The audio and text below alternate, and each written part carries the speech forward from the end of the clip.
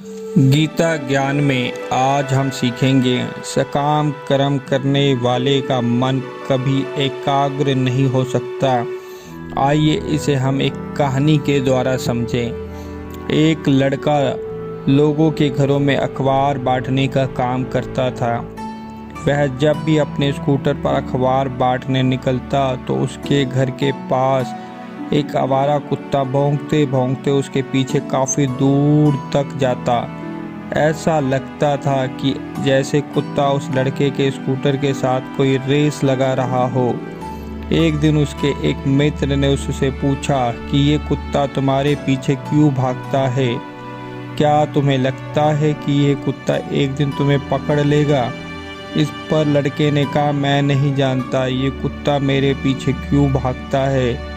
आप खुद सोचो कि यदि किसी दिन इसने मुझे पकड़ भी लिया तो मेरे पास पड़ी अखबारों से इसे क्या मिलेगा, ये उसका क्या करेगा। इस कहानी में कुत्ता प्रतीक है संसार की इच्छाओं का, जो हमें लक्ष्य से भटका देती है। वह व्यक्ति जो पूछता है कि अगर इस कुत्ते ने तुम्हें पकड़ लिया तो क्या होगा, वह व्यर्थ की चीज़ों पर ध्यान दे रहा है और वह अपने लक्ष्य से भ्रमित है। वहीं अखबार बेचने वाला उस कुत्ते को नज़रअंदाज कर अपने अखबार बांटने में ध्यान लगा रहा है। ऐसा इसलिए संभव है क्योंकि उसका मन एकाग्र है।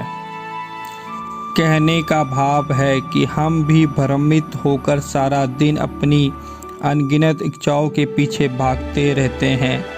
हम यही सोचते हैं कि यह इच्छाएं हमारे स्वार्थ की पूर्ति करेंगी, लेकिन हम इस भाग दौड़ में यह भूल जाते हैं कि जो मनुष्य अपने स्वार्थ को पूरा करने के लिए इस काम कर्म करता है वह सदा भ्रमित रहता है। उसकी बुद्धि कभी भी स्थिर नहीं होती, क्योंकि इस संसार में अनगिनत इच्छाएं हैं और उन्हें प्राप्त करने के साधन भी अनगिनत है। इस प्रकार सकाम कर्म करने वाला सदा इच्छाओं के पीछे भागता रहता है और उसे कभी भी ईश्वर की प्राप्ति नहीं होती है।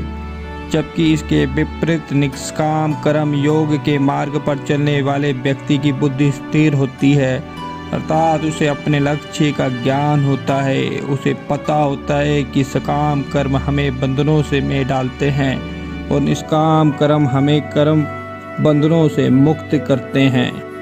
आइए हम इसे गीता ज्ञान में और अच्छे से समझें। निष्काम कर्म योग करने वाले मनुष्य की बुद्धि एक ही तरफ अर्थात लक्ष्य की तरफ होती है और उसका मन भी एकाग्र होता है। इसके उलट सकाम कर्म करने वाले की बुद्धि अलग अलग कामनाओं में लगी होती है। कोई धन की इच्छा करता है, कोई मान सम्मान की इच्छा करता है। इस संसार में कामनाएं अनंत है और उन्हें प्राप्त करने के साधन भी अनंत है। सकाम कर्म करने वालों की बुद्धि भी अनंत है होती है, उसका मन भी एकाग्र नहीं हो सकता।